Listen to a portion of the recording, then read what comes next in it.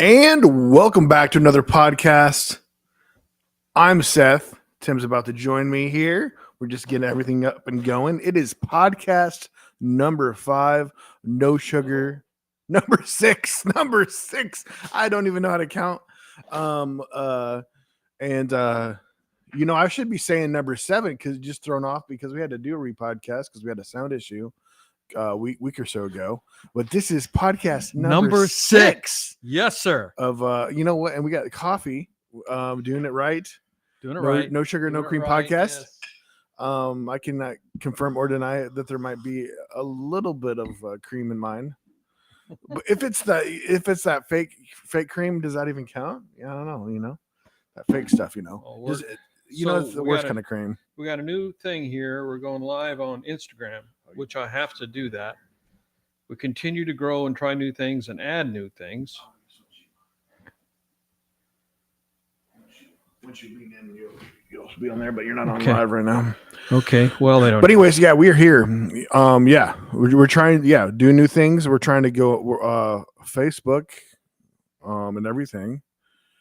I think we're on live on Tim Wolf Facebook. And doing it everywhere. We're all available, and we still haven't. We're still not on all the podcasts yet, but after today, we will be then too with like on Apple and all that. Spotify. Well, I don't think we're going live because, doggone it, this is not working. I think Instagram is not going to work. So we are on probably YouTube though, which is our bread and butter, YouTube. Hopefully we're live on there. So we're just working through little kinkies here and there. We are. It's a Monday here. We usually do the podcast Tuesday, but we have a little something to do tomorrow that we can't talk about in case somebody's listening. Somebody's listening, yeah. But we the weekend is over and now it's Monday, and I know it's Monday because my Factor 45 gets delivered. Thanks for taking that out of the box for me, sir. Oh, it's my pleasure. You know what? I just tried eating one. I should have offered. Well, no, you just ate something too though. And for the first time, I looked at it. It was the hamburger with stroganoff. We get these Factor meals that are like low calorie. The most you can get for one of the calories is like I think 700. They're usually always between 440 and yeah. I'm living mine at like 560. I don't go above that. And I don't mind going over 6 because usually I only just have one. But here lately, we've been cooking up some grilled cheeses, and then I was gonna make spaghetti. I did get some wings last night, but for the most part, we just been eating these meals. But I just warmed up one today, and it just grossed me out, and I threw it away. No, really? It was horrible. It just the smell of it. Was beef it stroganoff past date? No, not yet. But after Wednesday, it would be. But no, it was the beef stroganoff, and just the hamburger meat was real rubbery, and it just grossed me off. And then it was in a bed of like gravy that just didn't look very good. And wow. So I got just a bad vibe. So we're retracting our 5-star rating for Factor 75? No, I'm still fine. That's just one meal. That's we've had really good. I mean, and then Tim about got mad at me for just checking out another instant meal. Said I was betraying her. You can't stick with it. We've been doing this one for a month. I would maybe want to try another meal plan. Want to try another company. No loyalty to the millennial generation. No loyalty. Goodness gracious. But I checked out this other meal plan, and man, most their meals are above 700 calories. They had some that were 1,000. I'm like, well, goodness, I might as well just go back to eating out if I'm going to do that. But of course, probably most of the meals that I had eating out were probably over 1,500 calories. But well, international chains have to put the calories down. Like I like to go to First Watch and they list all the calories, and it's absolutely amazing what the range is. Mm-hmm. I mean, you can get salmon, eggs Benedict, and I love eggs Benedict. That's like my go-to breakfast, and it's rich, you would think, with that hollandaise sauce. But the the calories are under 500 calories Wow. with salmon. And versus if you other things you buy there could be 1,500 with one order. So the range is absolutely, since I've been paying attention to calories, it's really changes a lot. Yeah, well, I varies a lot. I should say varies a lot. I love the things that are calories, so like hamburger, pasta. Yeah, there's a reason we like cheese. them. Yeah. No, good red sauce isn't too much calories. You do like just eggs and toast. I love just egg and toast with my favorite breakfast. Simple eggs and toast. And I didn't realize. Don't cut the toast. I know what you like. Don't cut the toast. Oh yeah. Every time we go to Waffle House, you say, "Don't cut the toast." Yeah, I prefer not to. Because you like to make a little sandwich. Make a sandwich, yeah. And the bread. Well, the bread I have right now, I think 70 calories. What we look at, eggs are only 70 calories or 70 calories each, I believe. Like, yeah. why do even people do the whole egg white thing when it's already hardly any calories anyways? Like, Glenn that's the takeout. Yeah, I mean, if you have a 4-egg omelet, I mean that's 280 calories. But don't have a 2-egg omelet and leave the good tasting stuff in there. You psycho! What are you doing, man? Oh my gosh! Yeah, I'll have a 4 omelet, but I want the white stuff. You freaking racist! But anyways, the Olympics is over. We are done counting the golds and and the total number of medals, which I can hear that. Just double checking. Do we sound good? Okay, yeah, good. yeah. Let me see if I can hear me. Hold on a second.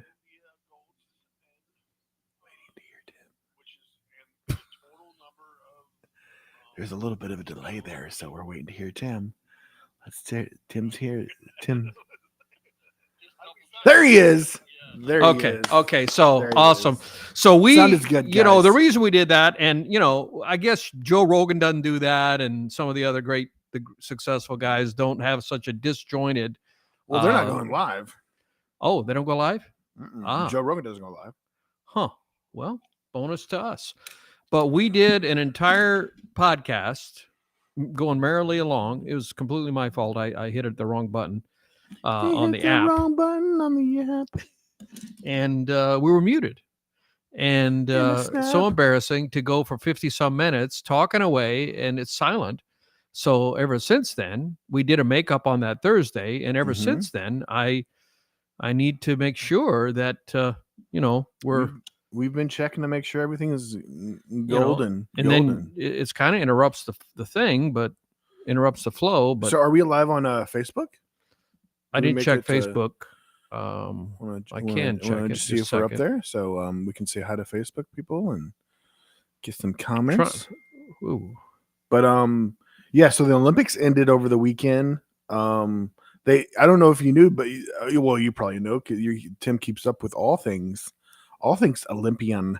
Tom Cruise ended it with I didn't follow. I didn't do anything with that. I didn't do anything.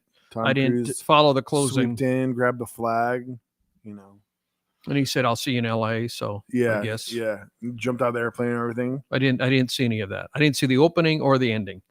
I guess I'm more interested in the competitions. But basketball, France versus the U.S. in both the men's and the women's basketball. Saturday, the men played French. I guess I don't know about the women. How'd the women do? The women won, but by 1 point. Oh my goodness!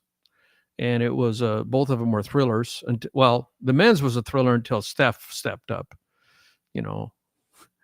Steph Curry hit 4 threes in the last 2 minutes. Oh my gosh, it was insane. And 3 of them were like we watched it live too. The 3 of them were like in the last minute. It was amazing. And they were the sealed it.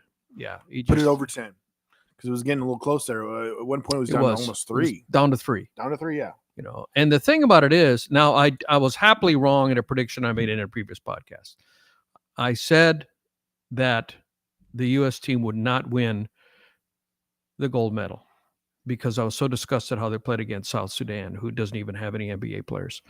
But they Isn't it rallied. crazy, yeah. And but Steve Kerr, in his exit interview, made some very poignant points and very pithy points. He said that, this is the only event where if we get silver, the country is greatly disappointed in us. Can you imagine the pressure on the team? You have to win gold. There is no, you have only one outcome. And that's basically expectation. And also the French team and most other teams play together. And it is a team sport. And it's not just talent that wins. So you have to play as a team. And what the US does is take these super talented players, which are nobody would question that we had the most talented players. I mean, by far. But they put them together for like a month, and you expect them to play like a team. That's why they played so poorly against South Sudan, and that's why you need like Steph Curry. And here's another thing too that I would say in defense of the U.S. The rules are deceptively different for the international. And I was thinking about this because I wrestled in high school and dabbled a little bit in college. I wanted to go to a school that had wrestling, but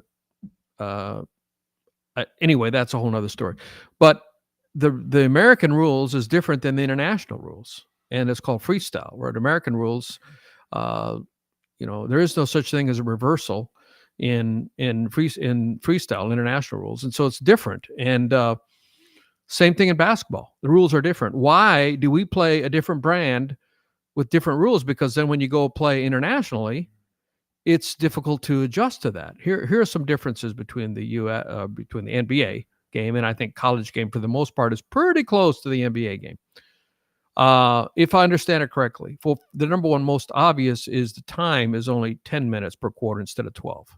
So you only pay 40 minutes a game.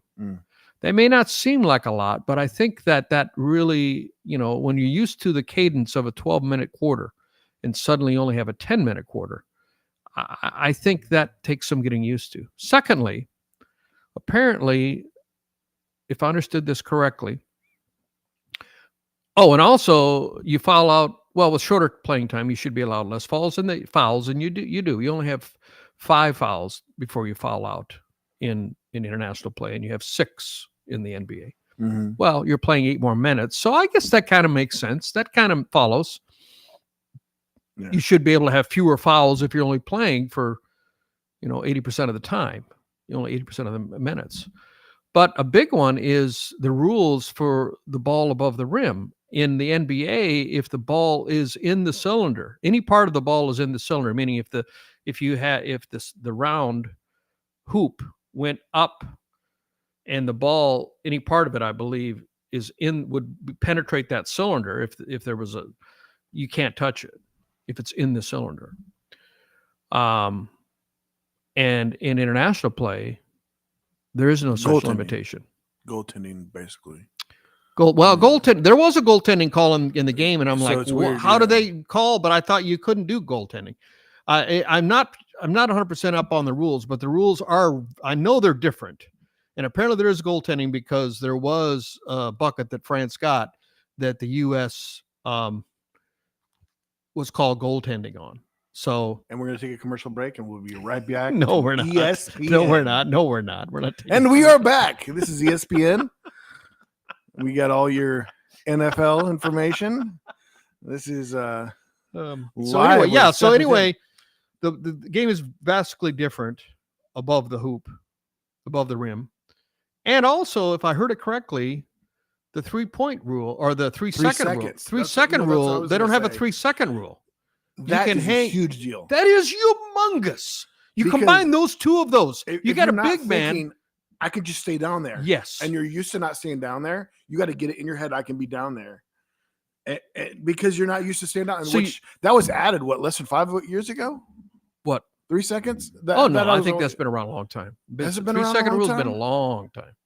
Time. That'd be interesting to look up. Okay, I'll look it up. So here is the question. Because Shaq said something. Where did I hear Shaq say this? But he says it's kind of a disgrace if we don't win by 20 every single game.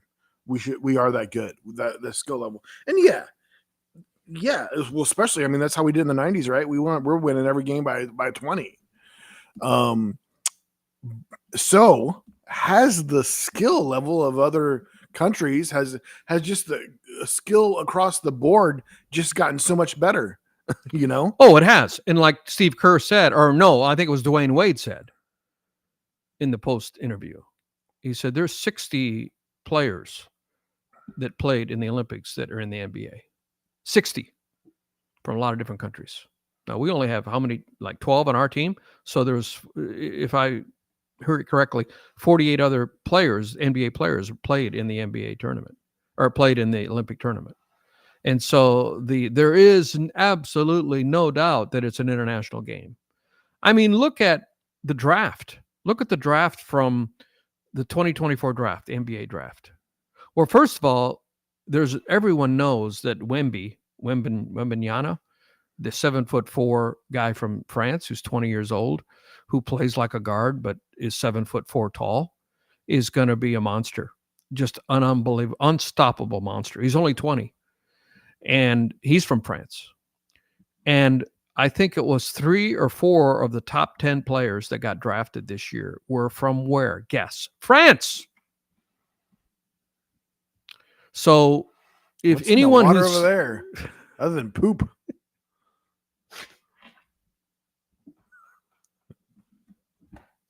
A lot of it. You're talking about the Seine. I mean, They had to swim in there, and it was so dangerous. Yeah, right. Well, you know, I mean, they were what, the leader of the country or whatever. What is it? What kind of government they have over there? Well, I mean, it's elected. I mean, it's republic. I mean, it's elected. Two of the big officials or whatever we're going to go jump in it to prove that it's safe, and everybody made a plan to poop in the water. I know. This isn't a joke. Macron, however you pronounce his name. So anyway, here's the answer to your question, sir. The 3-point rule has been around since 1979. Oh, no, that's a 3-point line. Okay. 3-second rule. That's a 3. So it's 3-second. It's got to be after the 90s. I feel like they were always in the paint in the 90s. After the Jordan era. Could be mistaken. I like their shirt, Tim. This Tim Wolf. See, they're confusing the 3-point, 3-second, 3-point. I typed it wrong. 3-point. I should say 3-second. Second paint, 3-second paint rule. But yeah, it was definitely a lot of fun to watch. The 3-point line has been around since 1979. Which is crazy that there'd be no 3-point, before that. And nowadays, it's so much more common to even shoot a 3 just because of the statistics of it. My friend, you are correct. The defensive 3-second rule didn't start till 2001. Wait, the offensive 3-second rule was introduced in 1936. Okay, so if the defense can stay. Could until 2001. This is super interesting. Okay. So even in the 90s, the offense couldn't be there to just scoop it up. Since 1936. Wow, okay. But the defense could be. According to this. Okay. The NBA's defensive 3-second violation, only also known as illegal defense, was added to the league's rules before the 2001-2002. So they're just always kind of just next to it there, basically, which does get good opportunities for a nice swoop and dunk from time to time. But well, that would radically change. That would radically change. Any of the numbers for defensive rebounds before 2001 have to be radically different. Because before 2001, your defensive player, you just camp out there. And if you didn't get the defense, you're not a very good defender. Dennis Rodman knew how to do that. It's crazy how some of these people just get he got crazy numbers. Crazy numbers. You're just aware of where it's going to bounce. You got to be aware of where it's going to bounce. It's crazy. Peyton Pritchard. Tall, anyone who follows this podcast knows that I'm a dyed-in-the-wool Celtics fan.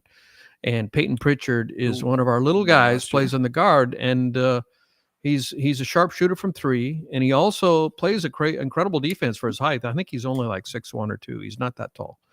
He's very quick, and but he defends very, very. Our defense. He rebounds very well for a little guy. For a guard, he's got high numbers. He just knows where the ball's going to be, or anticipates, or something. Pritchard is a great rebounder for a little guy. There's got to be some kind of special training they do for that. You would think. You think, just like there's probably somebody that just has a good eye. Let's talk about special training. Let's get back to the Olympics. Olympics. And Tim's an embarrassment. Favorite sport, handball. Yeah. Tim? I watched every game. Watched every game. Tim, what is the goal of handball? To get more balls, to get more goals, to get more balls, to get more goals. Two balls just isn't enough. To get the ball into the into the net, immature corner, like soccer or football, has a goal. Handball has a goal as well. And those of you who don't realize, Seth is completely facetious and sarcastic. I mean, handball. I don't know anything that game. I got your ball. I can just run around with it and I throw it. Why do you even need more than one person on each team? Like, I mean, you're closer to the goal. I'm going to throw it to you. Oh, somebody took it from you. Oh, come on, man. It's there are people who are serious about it, so don't make fun about it. I think one country is serious about it. And they just had some connections to the Olympics. Okay, let's talk about what sports do you think are the most obscure sports that should be eliminated from the Olympics? Well, it's already happened. The dancing, the hip hop, break dancing. Yeah, I heard that's out now. It's not coming back. Yeah, the Australians messed that up. This chick that supposedly 36 years old and claimed to have a doctorate in hip hop dance or whatever. She literally did moves. One of her moves was a kangaroo jump, jumping like a kangaroo. It was like she was trying to make fun of the sport, and it's kind of disgusting. And everybody's laughing at her when the attention should be on the winners. And here now it's coming out that supposedly that she rigged it where she could be in it. She created her own governing body that consists of her and her husband to evaluate the dancers. And stuck herself in. Because there's no way she should have been. You know how many points she got the entire thing? 0 points. Because she completely sucked. It was horrible. Wow. See, I didn't follow that. Let's talk about obscure sports. Yeah. I mean, a little more obscure. I mean, yeah, there's something to that. One that should be I saw a video of it that was like, oh, interesting. Is walking. Walking, they're not even doing it right. When you walk, you're supposed to have 1 foot on the ground at all times. Zoomed in, this little kid, this dad was talking to his kid, and the kid says, "They're just whining. They're just whining." Literal interpretation. And he's like, "No, they're walking." And then he zooms in on their feet, and no, both feet are off. They are running technically. They're just trying to make it look, they're short runs, but both feet, he zoomed in. Everybody had both feet off the ground. And if you look it up, walking competitions, you're supposed to be considered a walk. You should have 1 foot on the ground at all times. Well, you don't think the judges can figure that out? Yeah, they have to zoom in and disqualify every single person. How about the steeplechase? The steeplechase, I remember when I was a kid, I used to watch the Wild World of Sports. Okay, which I said in another podcast, I grew up without a TV. We didn't have a TV and my sister told me we got, and I didn't know when we got a TV. Me too. You too? That, right? Not until we moved to Hillcrest. And really? We still didn't even have our own TV. Or technically the first thing we could watch movies on was the computer because it had a DVD player. Wow. Anyhow, well, because your mom is my sister, we were raised, in that. What? Ladies and gentlemen, this is news. My uncle is claiming to be my mother's brother. Flash, and we'll be right back to ESPN News. This is breaking news. Thank you. Anyhow, so when I would get to a place that had a TV, I just I couldn't take my eyes off of it. And my grandma had a TV, and we would always go over to her house after church. And Wait, this is a grandma that I never met. You never met Grandma Sprecher? Oh, Grandma Sprecher. You went to Grandma Sprecher. Where did she live? She lived in Huron. She did live. See, Yeah. me knowing her, I think maybe way when I was a little baby, but I always knew her living in Sioux Falls. No, she used to live in Huron. That's where she was from. And there she had that's where we used to go Oh over my there for all the gosh. holidays. Shorter Anyway, than your mom. Even Yeah, shorter than your she's a mom. very minuscule German lady. 4 feet tall. I think she was taller than that. But anyway, we would go to her house. She'd make fried chicken, the best fried chicken ever. And we'd eat, and we'd eat too much. It was after church, and gluttony is one of the sins. Anyway. That's the one we don't talk about, Tim. And we used to watch, she used to allow me to have TV on, and I would watch, I think, the sports Sunday afternoon, which was on, and nobody cared that I watched it. I don't know what they were doing. I think maybe Dad was taking a nap. I don't know, but I would watch it every Sunday afternoon. Wide World of Sports, ABC's Wide World of Sport, where they had the guy that says, and the agony of defeat, and they showed a ski guy going off the trail and crashing into the spectators. It was a very famous. Wide World of Sports was ESPN. No, I'm sorry, sir. You are wrong. It was connected with ESPN, wasn't it? ESPN didn't exist at this time. Oh. Tim, you're not that old. Calm down now. Infamy of I know it's really weird, but you can't really tell, but because of the filters and all the makeup I wear. But I am 5 years older than Tim. What was it called? The agony of defeat. Maybe it was the agony of defeat. Agony of defeat. Okay, agony of defeat skier. His name was Victor Bogatej. He was from Slovenia. He was a ski jumper. Agony of defeat. Agony of defeat was the thing. And anyway, they would show all kinds of sports, and the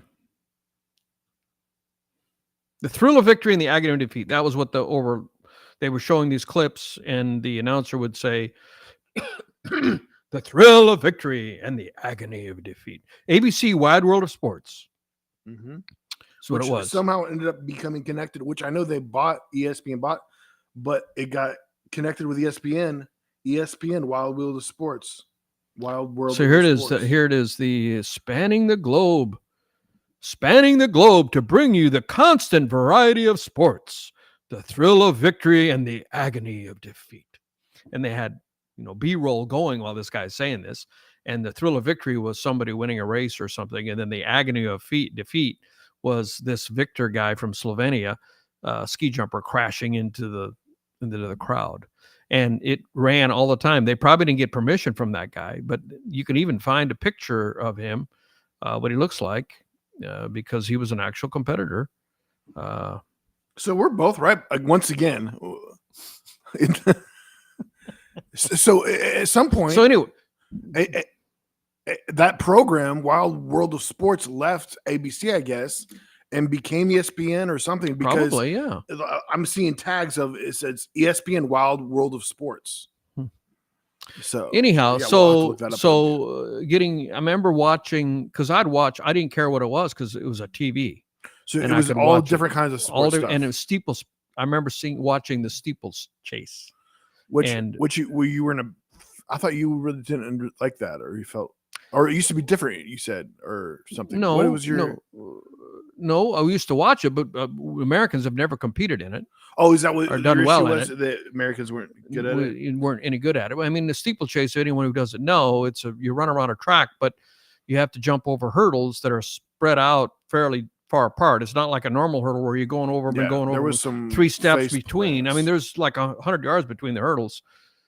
And then there's one of them each lap where you jump over the hurdle and you have to get your feet wet. Well, yeah, You go into a pond. And so just imagining running, I mean, these are like, I don't know, 5 miles or something, and your feet are soaking wet because every lap you make, it's only a quarter mile track. And actually it's a little shorter than that because in order to make that part, they have them go off the track into the infield slightly. And so that would shorten the route. Instead of it being a 400-meter round, it's got to be slightly less. And never even go into the steeples, not even once. False advertising. So steeplechase is one of those obscure sports that Americans usually don't compete with. And hammer throw is another one. The throwing, which you were surprised to see an American. There was an American that was doing well, because typically we suck at hammer throw. I mean, we shot put, we almost swept this time. We got men's. The only reason we didn't sweep is because calm down. There was a Jamaican. Jamaican me crazy.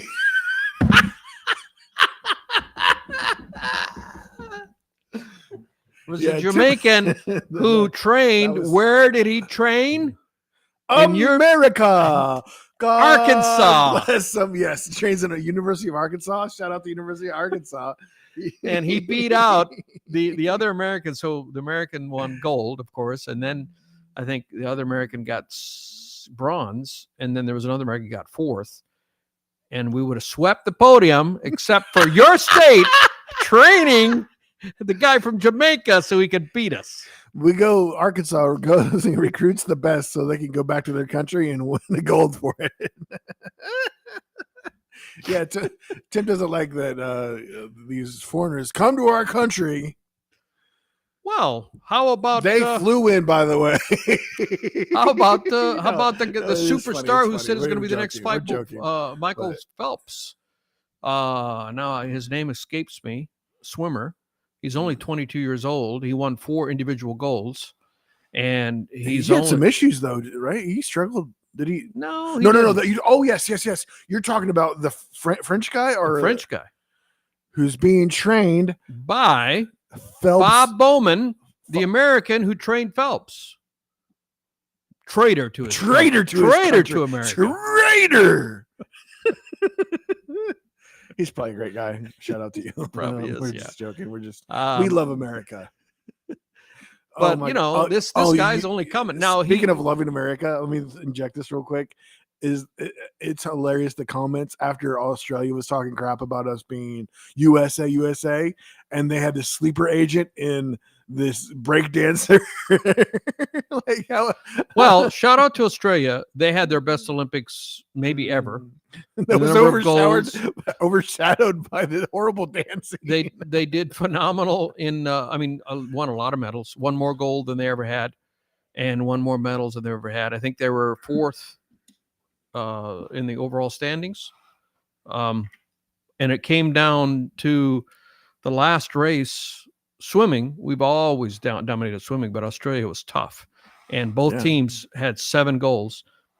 Came down to the last race, the 1,500 meters. We're going to have to clone Michael Phelps in the future. Against all odds, the American won. And so we got 8 goals in the swimming, and Australia had 7. So the craziest comeback that I've seen, or just somebody that was in 4th. Which race was that? Was that the 200 or the 400? The guy was like in 4th place and just just pulled it out of it. He was like chugging and just like pushed from 4th place all the way to 1st in the last 3 seconds. It was just insane, or probably 2 seconds.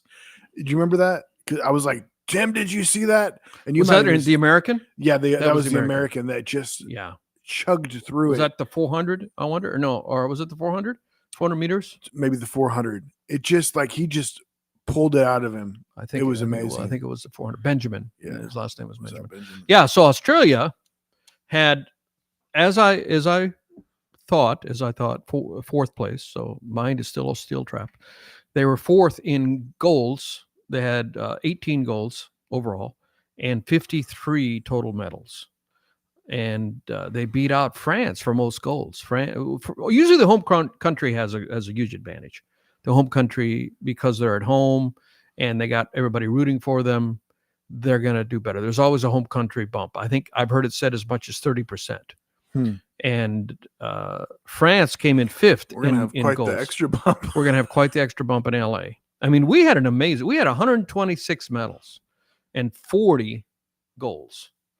Now, China got 40 goals, but they only had 91. What have we averaged as far as golds in the past? In the past, I wonder what our average has been.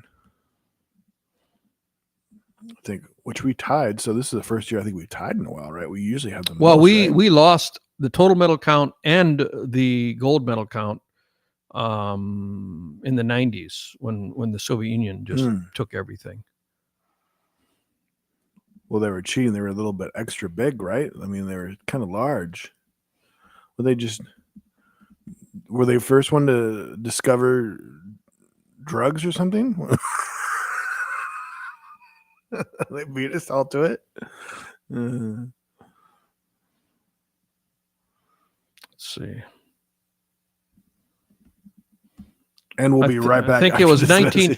I want to say. I want to say it was 1998 when. So here, let's see. Good year. That's a good year. I just medal tables. Here we go. How far back do you want to go? I got it all right here. So 40 goals, 126 total in these Olympics. Tokyo, we won 39 goals, 113 total. Rio de Janeiro, we won 46 goals, 121 total. London, we won 48 goals, 104 total. We had Phelps in those days. Back then, didn't Beijing, he like 10 golds by himself a year? The most he ever got was 8. It was 8. Okay, and 5 individual. 3 were relay. So in Beijing we had 36, and here's the total medals. We came in second in Beijing. And we had about 112. But if you look at the total medals, I mean, we haven't had 126 total medals since 1984 when we had 174. And that really doesn't count because all the Eastern Bloc countries didn't come. 1984 really doesn't count because 13 countries, the most powerful countries in a lot of sports, didn't come. Because of the, we didn't come in 1980. I mean, I think it was who was the president? It was Carter. Said we're not going to the Olympics. I mean, penalize people who've been training and not going to let you compete. Americans and a bunch of other Western countries. Stupid. Don't mix sports and politics, in my opinion. And so what Russia, unless you bomb somebody and then you're out. And guess what? We were doing it because they invaded Afghanistan. Well, guess who invaded Afghanistan later? Not us. Yes. What? Let's not do that. Hypocritical stuff, Anyway, I don't want this to be a political podcast. Wow. But anyway, because of that, so we boycotted 1980 and they boycotted 1984, tit for tat. And they took all their Eastern Bloc countries with them. So thank you for tuning in to CNN. We'll be right back after this. So we won 174 medals in that Olympics and 83 goals, but should those really be counted? It's an outlier. Except for that, it's the most medals we've ever won. Ever. Going back to... I take it back. 1904 in St. Louis, we won 231 medals. Oh, those were the days. Those are the days, 1904. Yeah. So since 1904, except for LA, 1984, when it was a bunch of boycotts, that was the most medals we ever won, 126. Although they might take away the bronze. It's in dispute right now whether they'll get that. But I'd say I one issue that what Joe Rogan was really brought up was he thinks it's messed up that they don't get paid, which I would say I would agree because all the Olympics don't make any money unless you have sponsors, which here in the U.S. that does happen quite a bit. Well, if you win medals, you get paid. Oh, not much at all. Not much compared to other countries. In the U.S., I don't think does the Olympics pay you? I think it's probably private. Yeah, I think ours we just pay them because we can't. Yeah, I mean we give them money for gold, silver. The U.S. Olympic Committee pays $37,500 for gold medals, $22,500 for silver, and $15,000 for bronze. Dude, medals. that's pretty decent money. But just in general, the Olympics is making millions, especially with NBC probably paying out who knows how much for the rights to broadcast it, and they're not giving any money to all these people out. But Americans, they're doing fine. And I mean, but the bummer part is that all these other countries, you know, that could be training people if they had the money, you know, the skill level would, I'd think would go up. And I think there would be more people coming from other countries. I mean, a lot of these small countries only send a couple people to the Olympics. Okay, I mean, so there's here we smaller go. countries too, though, and all that, but Which countries pay Olympians the most? definitely Hong US. Kong, which competes independently of China, offers gold medal winners an eye-watering $1.21 million. What the? Well, they must not win many because that's why they can pay that. Silver receiving 600 and bronze 320 Wait, what million? What yen? dollars converted into to dollars. Canadian dollars? U.S. dollars. You're funny, man. Well, that Canadian's getting a little weak there. Like, it's not. So many other countries pay a lot more. Love you, Canadians. Yeah. You know, don't be bad to the Canadians. You're so sweet to us. So anyway, we're talking about training. We were talking about that and how, you know, our Olympic basketball team don't play together, and so they don't know each other. Their talent is off the hook, but it's a team sport. And there's one other sport that is embarrassing for the U.S. I mean, we have always been one of, if not the strongest in sprinting. Now, Jamaica, Usain Bolt was an alien creature. He won the double, the 100 and the 200 for 3 straight Olympics.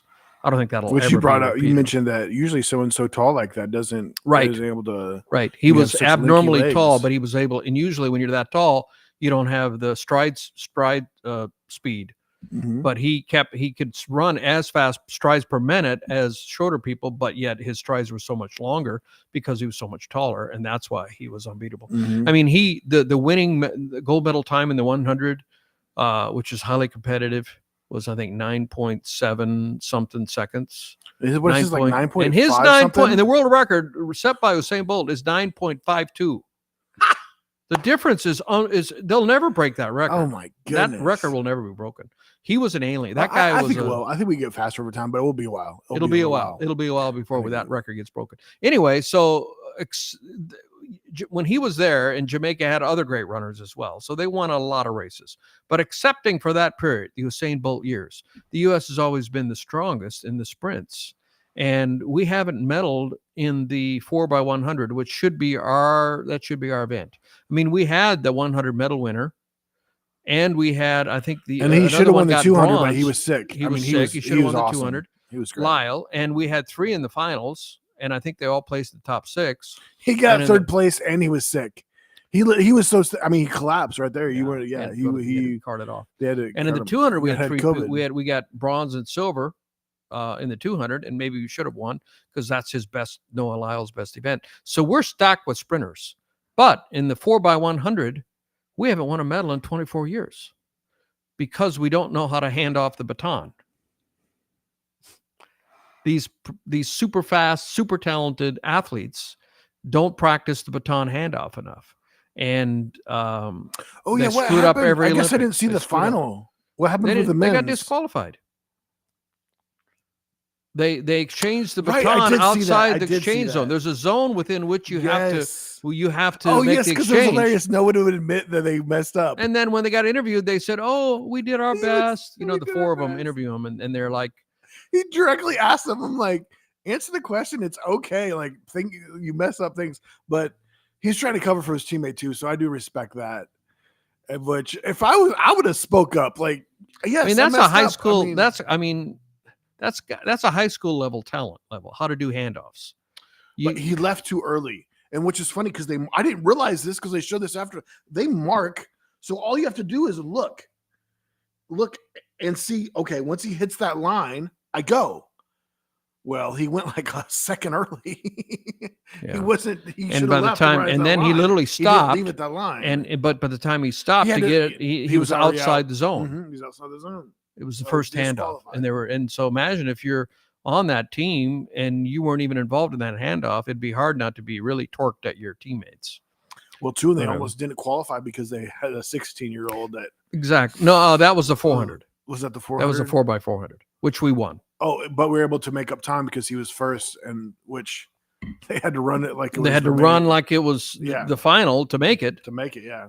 He was last in the field, and then we ended up winning. He obviously was not on the team for the finals, but they got him in the finals. Like why? Yeah, he had to be in the top 3 to make the final, or was it the top 2? I forget. He should have been to some level top 2, I think, to even qualify. Like he was. Well, they're trying to give him experience. Yeah, trying to give him experience. I mean, did they just grab some kid that never run before? Oh no! This kid is up and coming. They're trying to build the next generation. He's gonna have to up and come a little bit more. Like up and come to the finish line, please.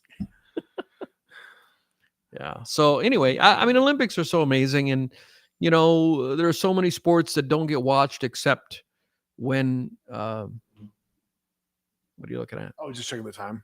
Apologize. So many sports that don't get followed until the Olympics, and it's some people don't like that. That like you care. Somebody was raving about it. I forget who it was, but there were like a bunch of people like that don't like. Oh, somebody made the comment. A bunch of people that don't like sports once every 4 years, and the most weirdest ones.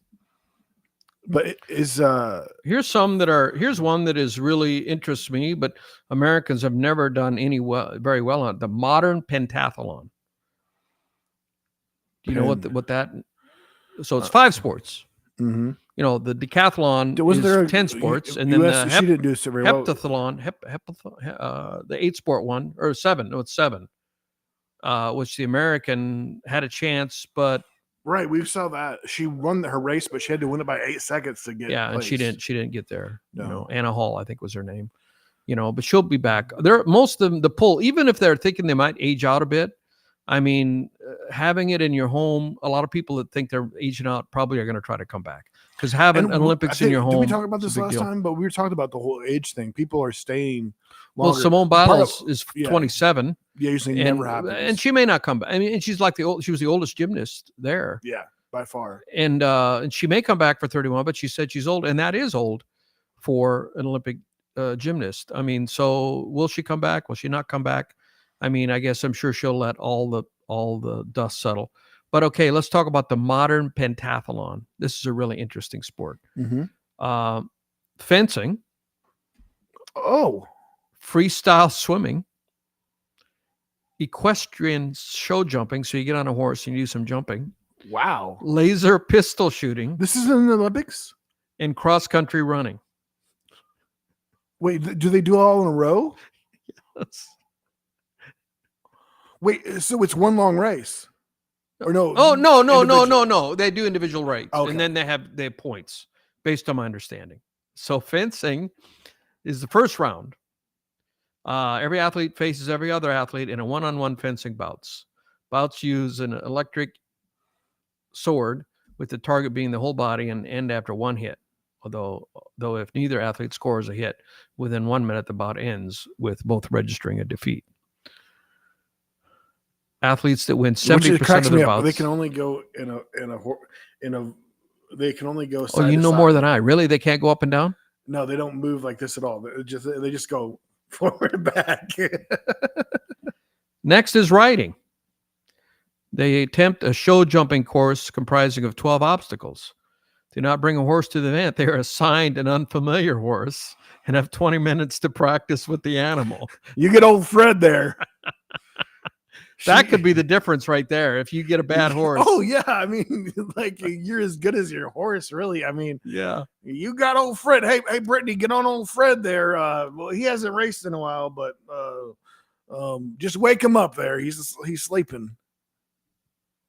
And then we go swimming, 200-meter freestyle swim. 200 meters, that's a longer swim. That's not a short swim. I mean, in the Olympics at 50, Are you 100, still on and your 200. horse? I think they should combine this all together. I want to see the fencing on the horse as they swim. This could be good. This could be good. They could turn. Call they could it really turn super this. modern pentathalon.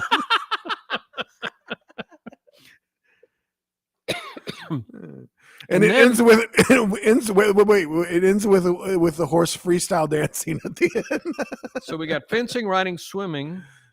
Did you see that the horse is dancing? I was like, Oh, that was amazing. It was Fencing amazing. bonus round and laser run. Bonus round. What is this? Nintendo bonus laser round. run. This has been sponsored by Nintendo. Thank you, Nintendo. Oh, I thought it was 5. Well, where's the 5? I mean, I thought shooting was in this. What's the? There is no, one. they took it out. Too many people were shooting you the know horses. what I'm confusing with? I am confusing with the Winter Olympics biathlon. Yeah, because Do you know what the biathlon is? They ride Yetis, I think. The biathlon is a winter sport that combines cross-country skiing and rifle shooting.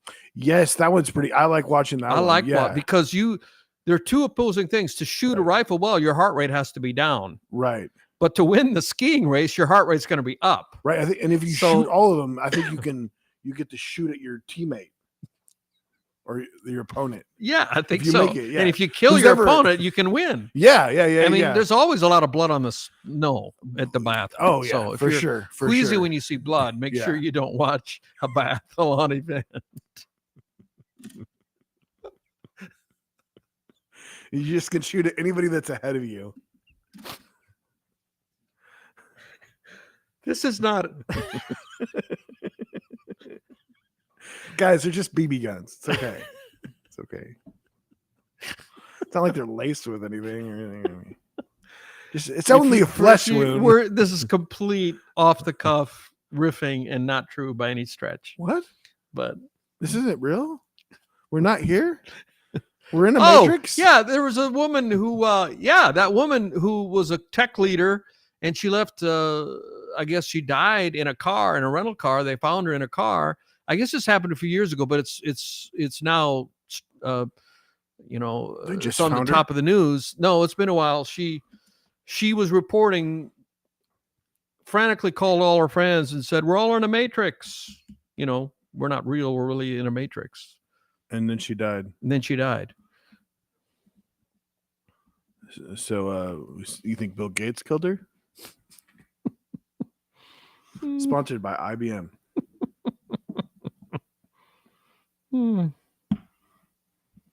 Let's see.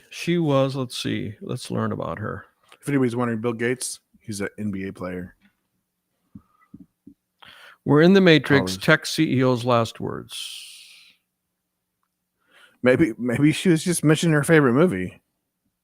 Oh, maybe they're at the movie theater. We're in the Matrix, like in the movie theater for the Matrix. Tech CEO's cryptic last words. Erin Valenti was her name. She was killed by the aliens. She said, "We're in a Matrix," was her last words. So, and then she was found, she disappeared and she died she was found 4 days later in the back seat of her rental car, parked in a residential area with no signs of foul play. Holding her favorite movie. And so, all dogs go to heaven. And so I remember after watching The Matrix, I would always check back here for the thing to plug into my neck. But when you're in the Matrix, you can't feel that because you're a simulation, right? You remember the Matrix? You sure about that? Or once you're removed, you can feel it though, right? Huh? Do you want to feel it? No, I'm not. I'm for real. You want to feel it? What? Don't chop me. No. Here, feel it. Right there. Yeah. I'm in the Matrix. Or I was in the Matrix. It's real, Tim. It's real. Tim, tell the listeners what you just felt on the back of my head. You have a bump in the back of your head. A very large bump. Yeah. Dun, dun,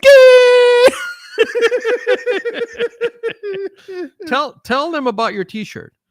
Oh yeah, this is my unscripted banter podcast T-shirt from my old podcast. But we even have our own. We have our own. So this is a Own segue shirts. into a commercial. Segue. So we now have our own, and I'm going to order one from the T-shirt manufacturer so we can start wearing them. And then I'm going to post the links on all our socials. Excellent. So if you're interested, you can support us by getting a no sugar, no cream podcast T-shirt. No sugar, no cream. No sugar, no cream. No sugar, no cream podcast. Well, we're probably close to our time limit here. No sugar, no cream. No sugar, no cream. Oh, shameless plug.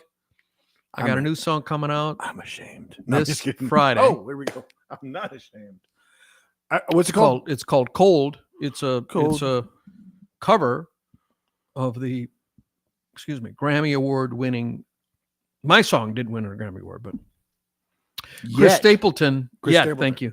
And David Cobb, his producer, and a couple other writers wrote a song called Cold, and it won a Grammy Award. It did. It was a few years ago, and some of you may well know it. I covered this song, and it's an angst-ridden song about the man singing is talking about his lover being so cold and, cut me like a knife. And how can you be so cold, basically? It's a very emotional song. And I cut it, some weeks ago. I mean, the time between cutting a song and putting it out is probably a month and a half at minimum, because you have to record it. You have to get it mixed. You have to get it mastered.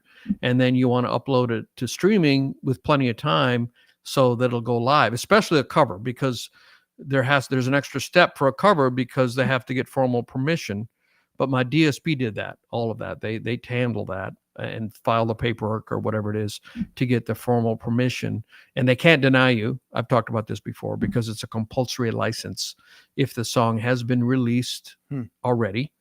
And you have the right to record it in the United States because of the compulsory license law.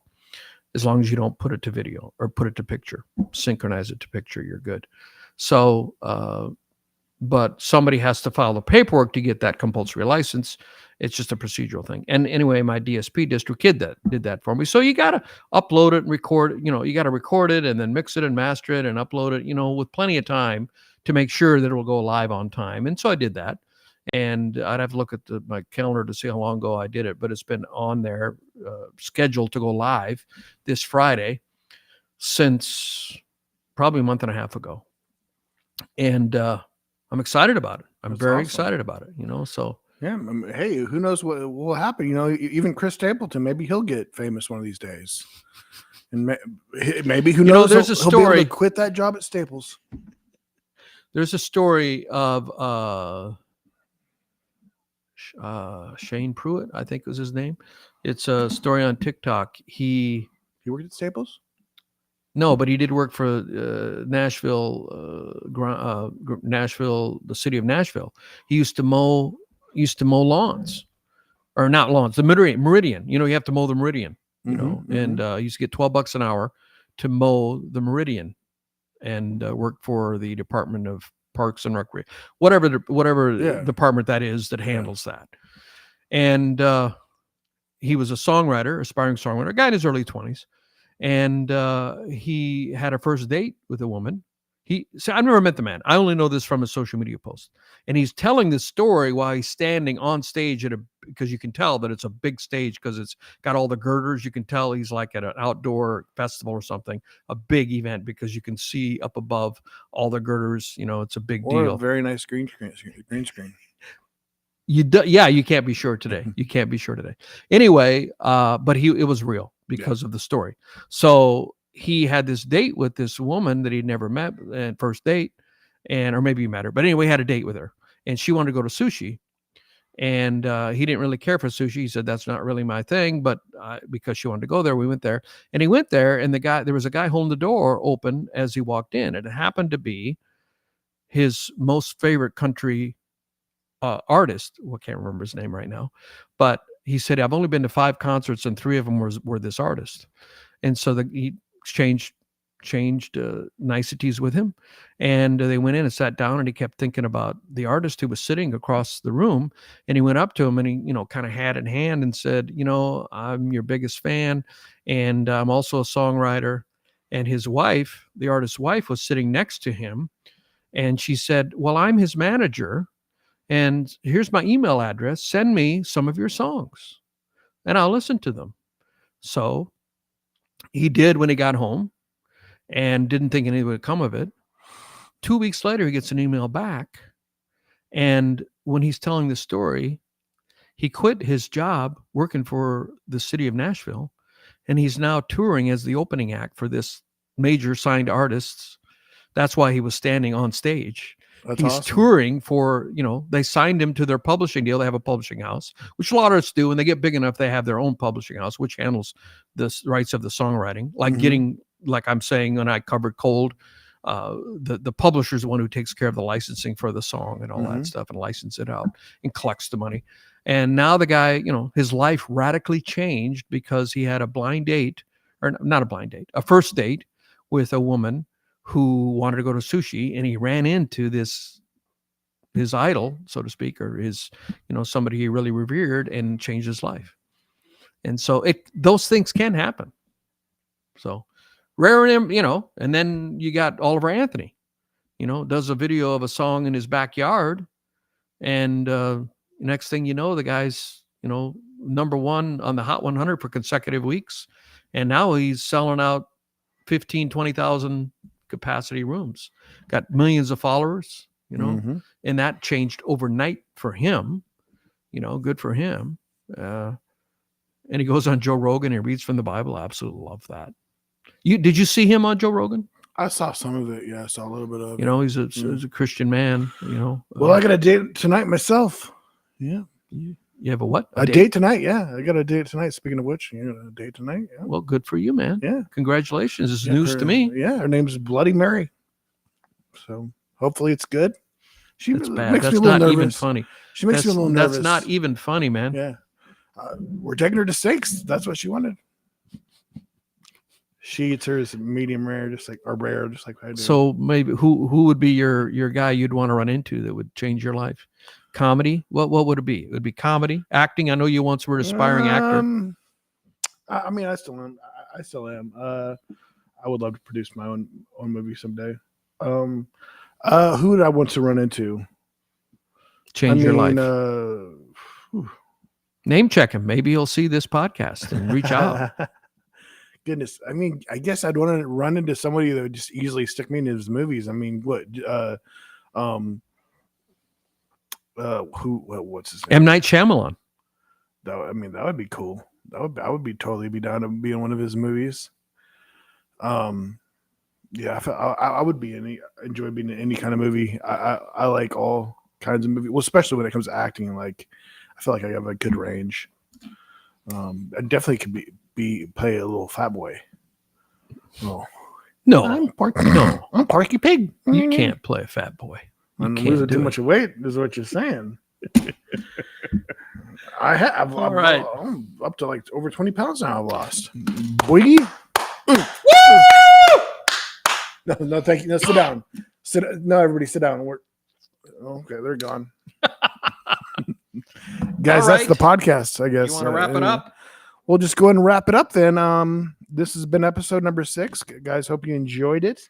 Hopefully we're live on everything. And something happened there on TikTok. We're not live on TikTok anymore. Something happened there. I don't know what to say. Bummer. Well, we're hopefully still live on YouTube. Guys, thanks for listening to the podcast, and we'll see you next time.